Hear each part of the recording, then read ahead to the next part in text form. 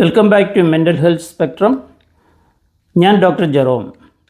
നമ്മുടെ വീട്ടിലെ ഇലക്ട്രിക് വയറുകൾ കണ്ടിട്ടില്ലേ? അതിനുള്ളിലെ ചെമ്പ് കമ്പിയിലൂടെയാണ് വൈദ്യുതി പ്രവഹിക്കുന്നത്. ആ വൈദ്യുതി പുറത്തേക്ക് പോകാതിരിക്കാൻ അതിനു മുകളിൽ ഒരു പ്ലാസ്റ്റിക് കവറിങ് ഉണ്ടാകും. അതുപോലെ തന്നെ തലച്ചോറിലെ സന്ദേശങ്ങൾ കൈമാറുന്ന നാഡീതന്തുക്കൾക്ക് ചുറ്റും രൂപപ്പെടുന്ന ഒരു കൊഴുപ്പ് പാളിയാണ് മൈലിൻ. ഈ പാളി ഉണ്ടെങ്കിൽ മാത്രമേ തലച്ചോറിലെ സന്ദേശങ്ങൾ വേഗത്തിലും കൃത്യമായും സഞ്ചരിക്കൂ.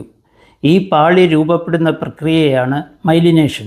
ഇത് ഗർഭാവസ്ഥയിൽ തന്നെ തുടങ്ങുന്നു. അത് പൂർത്തിയാകാൻ ഏകദേശം 25-26 വയസ്സ് വരെ സമയമെടുക്കും. അതായത് ഒരു വ്യക്തിക്ക് നിയമപരമായി പ്രായപൂർത്തിയായ ശേഷവും അയാളുടെ തലച്ചോർ പണിപ്പുരയിലായിരിക്കും എന്നർത്ഥം. തലച്ചോറിൻ്റെ പുറകിൽ നിന്ന് മുൻഭാഗത്തേക്കാണ് ഈ പാളി രൂപപ്പെട്ടു വരുന്നത്.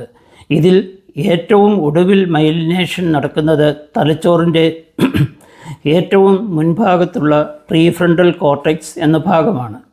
ഇതുകൊണ്ട് പ്രായത്തിനൊത്ത പക്വതയാണ്. പ്രീഫ്രണ്ടൽ കോർട്ടെക്സിനെ തലച്ചോറിൻ്റെ CEO ചീഫ് എക്സിക്യൂട്ടീവ് ഓഫീസർ എന്ന് വിളിക്കാം. ഈ ഭാഗം പൂർണ്ണമായി വളരുമ്പോഴാണ് നമുക്ക് ഇനി പറയുന്ന കഴിവുകൾ ഉണ്ടാകുന്നത്. 1. തീരുമാനങ്ങൾ എടുക്കാനുള്ള കഴിവ്. ഒരു കാര്യം ചെയ്യുന്നതിന് മുൻപ് അതിൻ്റെ ഗുണദോഷങ്ങൾ ചിന്തിക്കാൻ നമുക്ക് സാധിക്കുന്നു. 2. വികാര നിയന്ത്രണം.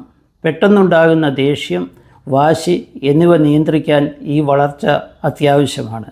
കൗമാരപ്രായക്കാർ പെട്ടെന്ന് എടുത്തുചാടി തീരുമാനങ്ങൾ എടുക്കുന്നത് അവരുടെ ഈ ഭാഗം പൂർണ്ണമായി വളരാത്തതുകൊണ്ടാണ്. 3. ആസൂത്രണം. ജീവിതത്തിലെ ലക്ഷ്യങ്ങൾ പ്ലാൻ ചെയ്യാനും ശ്രദ്ധ കേന്ദ്രീകരിക്കാനുമുള്ള കഴിവ് ഇവിടെ നിന്നാണ് വരുന്നത്. 4. സാമൂഹിക ബോധം.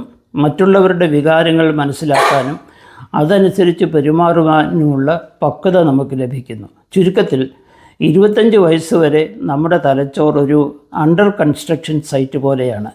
അതുകൊണ്ട് തന്നെ കൗമാരക്കാരോടും യുവാക്കളോടും നമ്മൾ കുറച്ചുകൂടി ക്ഷമ കാണിക്കേണ്ടതുണ്ട്. അവരുടെ പെരുമാറ്റ ദൂഷ്യമായി നമ്മൾ കാണുന്നത് പലപ്പോഴും തലച്ചോറിലെ ഈ നിർമ്മാണ പ്രവർത്തനങ്ങളുടെ കുറവായിരിക്കും. Thank you for listening.